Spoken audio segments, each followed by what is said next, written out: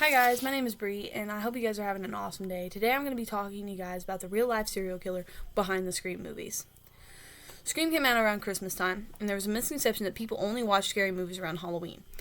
So, it came out on December 20th, 1996. Scream was considered dead on arrival, but once it came out, word of mouth started spreading about how awesome the movie is, and it skyrocketed from there. It became a franchise of now 7 movies or ongoing 7 movies. It's very different from your usual horror movie. Nightmare on Elm Street or Friday the 13th, Scream is a horror movie about horror movies. Ghostface became an instantly iconic character due to its cartoonish face, yet its creepiness due to the expressionless stare. There's a seemingly meaninglessness to their violence due to this masked figure. Scream shows a surge of life in the horror genre and earns them more than $100 million at the box office. With Scream 5, it showed a new generation how toxic fandom can create real-life violence. And with audiences demanding more sequels, the horrifying truth behind the movies seems lost. These movies are inspired by the real-life murders that went down only 6 years before the first Scream movie premiered.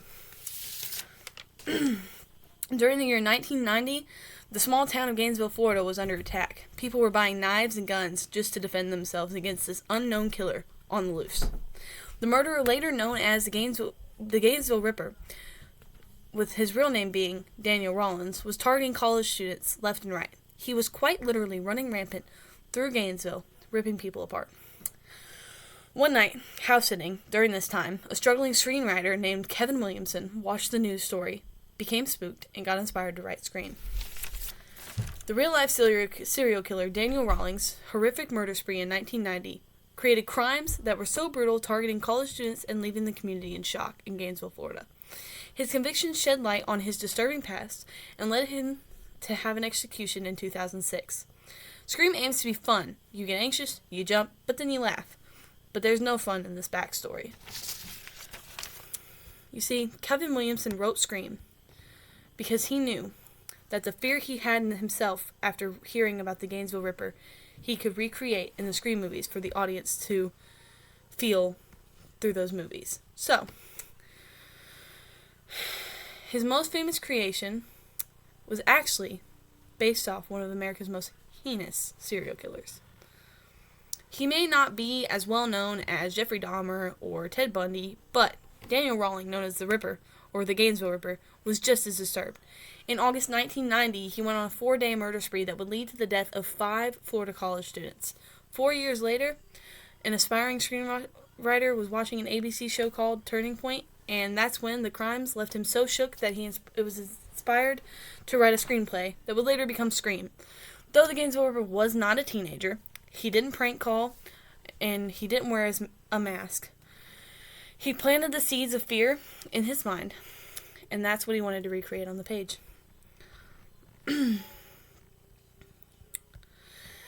This rampage that Daniel Rawlings had started on August 24th, 1990, when he broke into a Florida apartment in the middle of the night where 2 young college students slept. He found one on the couch, Christina Powell. She was asleep. He watched her, but he didn't wake her up, and he didn't strike. Instead, he actually moved upstairs and found Sonja Larson asleep in her bed. He woke her, taped her mouth shut so that Christina would not hear, stabbed her to death. He then moved back downstairs. He sexually assaulted Powell and killed her as well. He posed their bodies for the police to find, and if that wasn't sick enough, he took a shower in their bathroom before he left. The next night, he struck again, this time entering the home of Krista Hoyt. What made this part of the case even more creepy is that Krista wasn't even home. Rawlings patiently waited in her apartment alone for her to come back in the morning. When she arrived, he bound and assaulted her before stabbing her to death.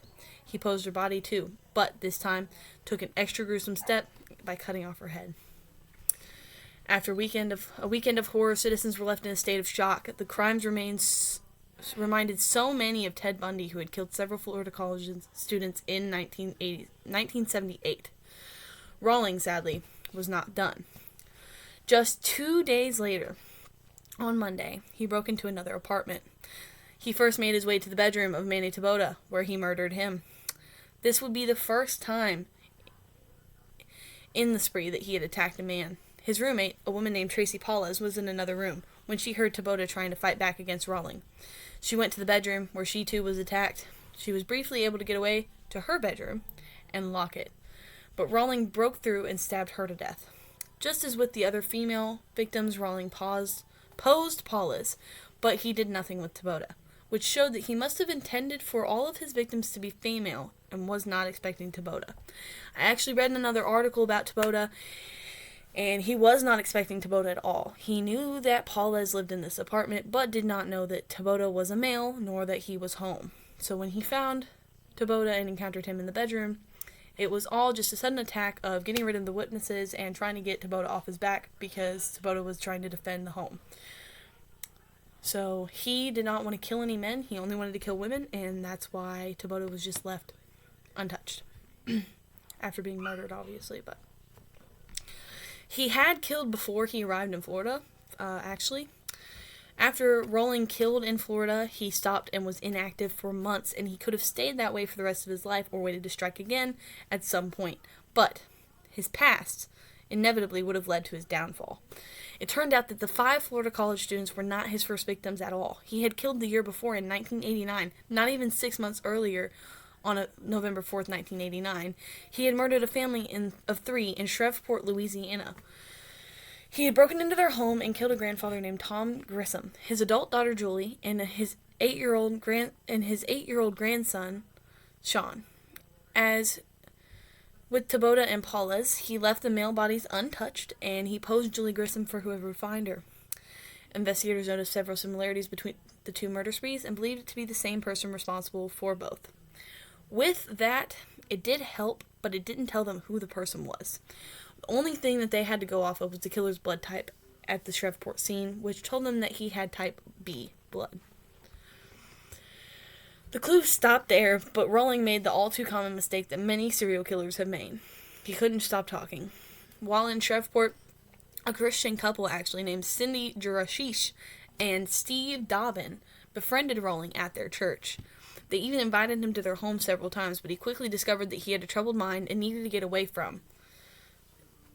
And in an ABC News interview in 2021, Jurashish recounted their friendship with Rolling. He'd come over every night for a while, until one night Stephen came in and said he's got to go. Rolling had told Dobbin that he had a problem, and when Dobbin asked what he meant, Rolling told him that he likes to stick knives in people. The Shreveport murders had already happened by this time, but Jurashish dismissed the comments, and when news went out nationwide, however, the investigators suspected both crimes to be the act of the same man. The Florida location made her remember something else about Rolling that she couldn't let go of. He always told us, one day I'm going to leave this town, and I'm going to go where all the girls are beautiful, and I can just lay in the sun and watch beautiful women all day, Jurashish said. She called Crime Stoppers and told them, I think there's one guy y'all need to investigate, Danny Rolling. Her call was in perfect timing, because not only would this affect others from becoming potential victims, but this may have saved the life of a man in Florida named Edward Lewis Humphrey. He had been arrested for beating his grandmother and was now being looked at as suspect number 1 in the Gainesville murders. Though he would later be cleared, some still think he was Rawlings' accomplice. So, was Scream's inspiration ever convicted, you might be wondering? Investigators didn't really have to do much to find Rolling. He was sitting in a jail in Ocala, Florida, actually, where he'd been since robbing a grocery store months earlier. Just a week and a half after the last murders, actually. Everyone now knew why the killings had stopped. It turned out a bank had been robbed on the same day as another murder, too.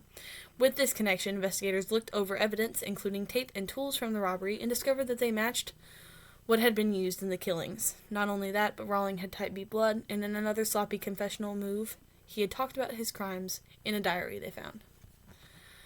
Rolling was arrested, he was put on trial, and it discovered that Rolling had suffered severe and constant abuse from his father.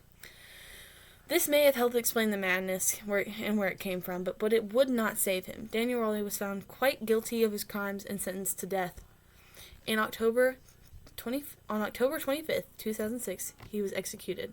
And in 1994, as the trial for Rolling was underway, ABC aired their show about it.